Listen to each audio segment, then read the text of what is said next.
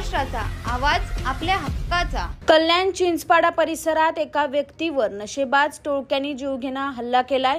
यात वैभव जनार्दन कदम हा व्यक्ती गंभीररित्या जखमी झालाय। लुटण्याच्या उद्देशाने या नशेखोरांनी हल्ला केला। त्याच्याकडे असलेले धारदार शस्त्र त्याचबरोबर बियरच्या बाटल्या त्याच्या डोक्यावर आणि शरीरावर फोडून त्यांनी त्याला जखमी केले।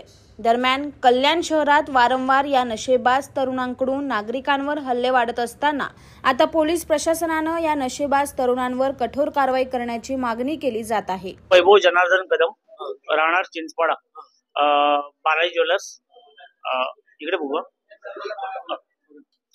राहणार चिंचपाडा बालाजी ज्वेलर्सच्या जवळ इक्विरा अपार्टमेंट 306 अपार्टमेंट।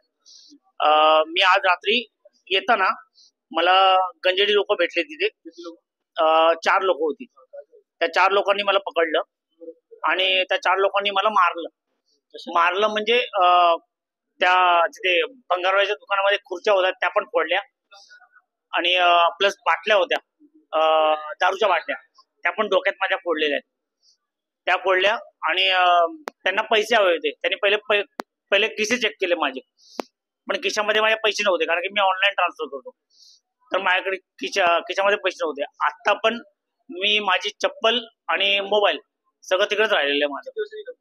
ही घटना आहे साधारण 7 वाजताची, 7-7:30च्या आसपास। हा, परिचयाची होती, तिकडेच फिरणारी मुलं आहे। त्याचं नाव आहे एक कुणाल मोरे, सेजवर सागर आणि 4 मुलं आहेत। 1 मिनिट थांबा। किती माझी मागणी आहे की त्यांना आहे ना अरेस्ट करावं। हे गंजेडी अशी माणसांना बाहेर नाही फिरली पाहिजेत।